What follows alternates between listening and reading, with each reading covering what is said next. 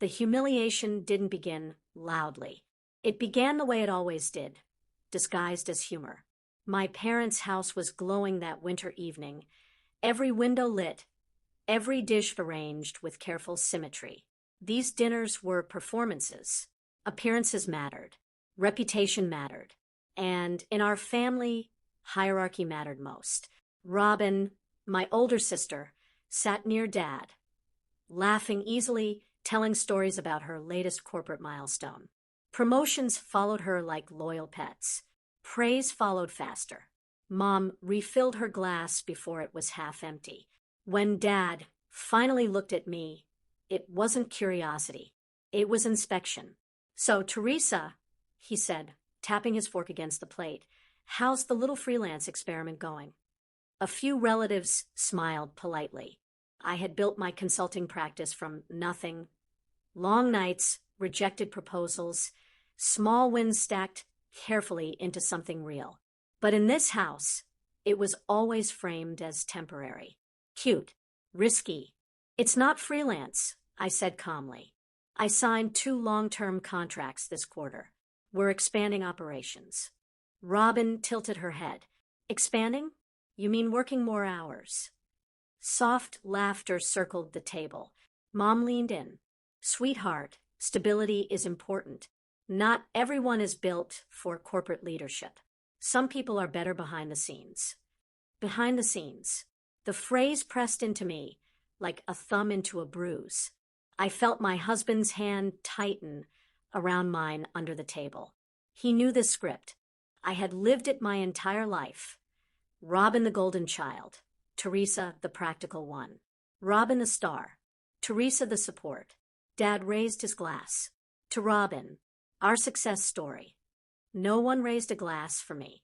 For a moment, I considered defending myself, listing revenue growth, showing projections, explaining market positioning. I could have turned the table into a presentation. I could have forced them to acknowledge the numbers. But something stopped me. I saw it clearly then. No metric would matter here. Their hierarchy wasn't built on evidence. It was built on narrative. And I had never been written as the lead. So I smiled. I let them believe what they wanted. After dinner, I stepped outside into the cold Oregon air. Snow drifted quietly across the driveway. My phone buzzed in my coat pocket. An email from a potential client, a regional logistics firm I had been courting for months. Subject line, contract approved. My breath caught, not from the cold. The agreement wasn't small. It included equity options if performance targets were met, board advisory privileges, operational authority, real leverage. Inside the house, laughter rose again. Robin retelling a story about her executive team applauding her presentation. I stared at the email. They had humiliated me. But humiliation is noise. Contracts are power.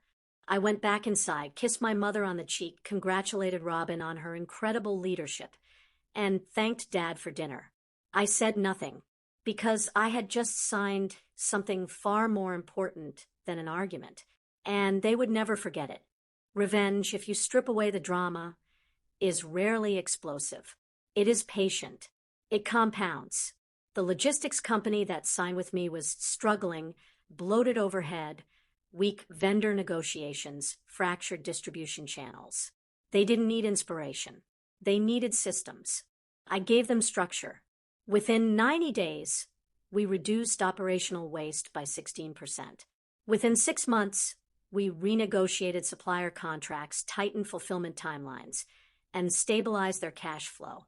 I worked 18-hour days, not for applause, but for leverage. Hidden in my contract was a clause most consultants ignore: performance-based equity acquisition at a fixed valuation. If I hit agreed milestones, I could purchase minority shares before external investors. I hit every milestone. By the end of the first year, I wasn't just advising the company. I owned part of it. At family gatherings, nothing changed.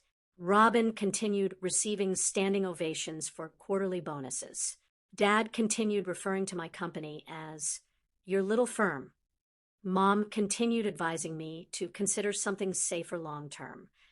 I nodded. Underestimation is a strategic asset. In Q3, the logistics firm faced a leadership shakeup. The founder wanted to transition into a chairman role. The board needed operational continuity. They offered me chief operations officer. I accepted with governance conditions: voting clarity, financial transparency, performance autonomy. When the paperwork arrived, I reviewed every clause. No emotion, no rush. I signed. Weeks later, a development surfaced that braided fate and irony together.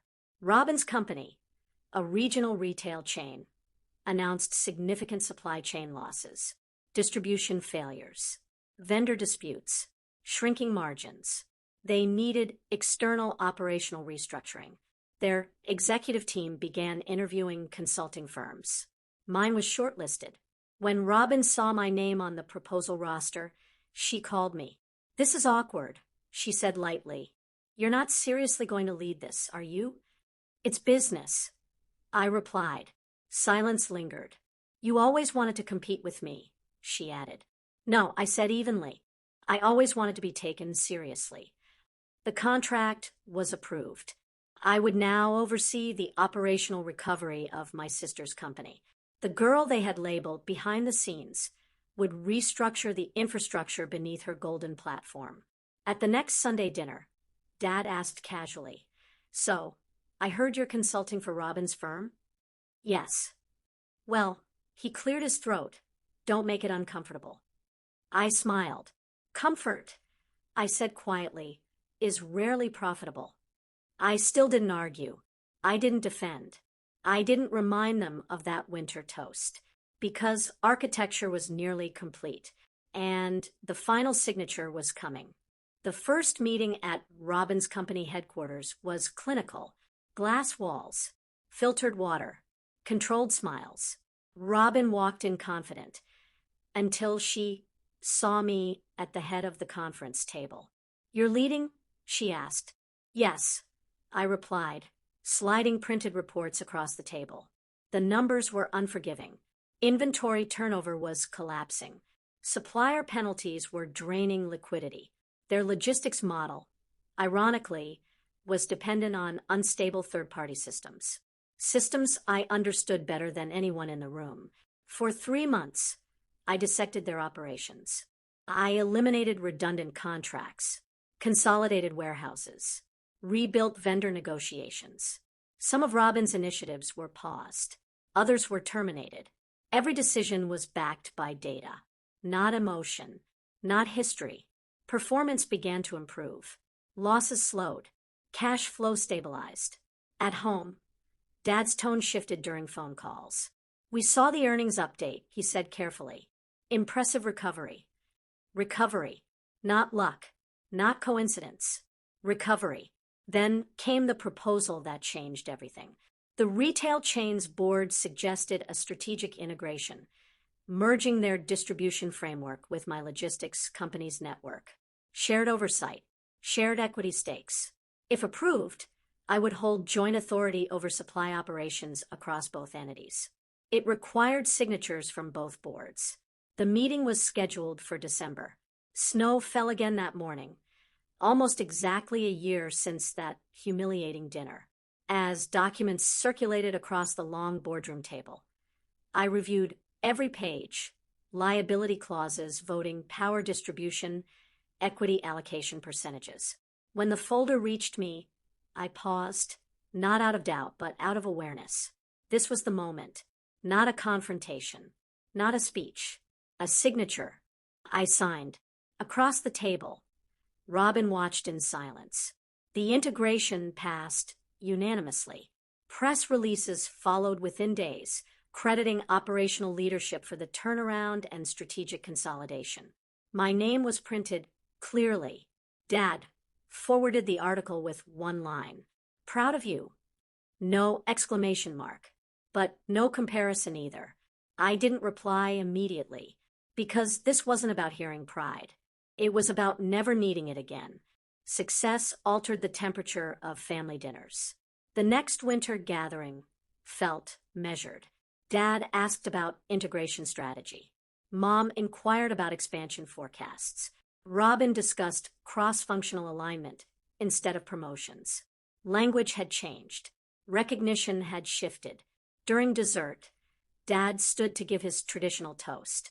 His voice carried less certainty this time. To both my daughters, he began clearing his throat. For leadership, it wasn't an apology, but it wasn't hierarchy either. After dinner, Robin joined me on the porch.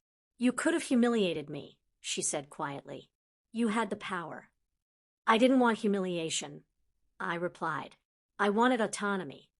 She looked out at the snow-covered yard. "You always seemed so quiet." "I was learning," I said. The truth was simple. The signature they would never forget wasn't just on a merger document. It was the moment I stopped arguing for validation. It was the contract I signed instead of defending myself. It was the equity purchase instead of the emotional outburst. It was choosing leverage over volume. Back inside, my husband squeezed my hand. "You okay?" he asked, just like he had that first night. "Yes," I said, because humiliation only hurts when you believe the narrative. I rewrote mine. I didn't scream. I didn't fight at the dinner table. I didn't demand acknowledgement. I built something undeniable. And when the time came, I signed something they could no longer dismiss. They may forget the words spoken that winter night, but they will never forget the day silence turned into power. If someone humiliates you, don't react emotionally in the moment. Reaction gives them satisfaction. Growth takes it away. Not everyone will see your value, and that's okay. Your job is not to convince them. Your job is to build yourself so strong that their opinion becomes irrelevant. Stop fighting for validation at the dinner table. Start fighting for your future in private. When people underestimate you, don't correct them. Let them watch. Pain can either break you or discipline you. Choose discipline. And remember this, the most powerful comeback is not loud. It's strategic. It's patient. And it's undeniable.